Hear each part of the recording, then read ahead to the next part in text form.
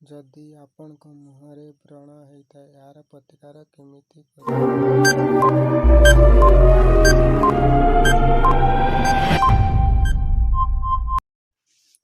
ଯଦି ଆପଣମାନେ ଦିନକୁ 8ରୁ 10 ଗ୍ଲାସ ପାଣି ପିଇବା ଦରକାର।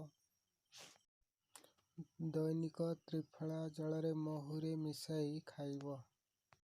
ଯଦି ଆପଣଙ୍କ ମୁହଁରେ ବ୍ରଣ ହୋଇଥାଏ, ନିମପତ୍ର, ପୋଦିନା ପତ୍ର, ତୁଳସୀ ପତ୍ର ରସ ସମ ପରିମାଣରେ ମିଶାଇ ମୁହଁରେ ଲଗାଇବେ। ତା ଛଡ଼ା କମଳା ଚୋପାକୁ ଗୁଣ୍ଡ କରି କ୍ଷୀର, ବେସନ ପେଷ୍ଟ କରିକି ମୁହଁରେ ଲଗାଇବେ। ଏବଂ ଶେଷ ଉପାୟ, ଦହିକୁ ଗରମ କରି ମହୁରେ ମିଶାଇ ଲଗାଇବେ। ଲଗାଇବା ଦ୍ୱାରା ମୁହଁରେ କୌଣସି ବ୍ରଣ ହୋଇନଥାଏ।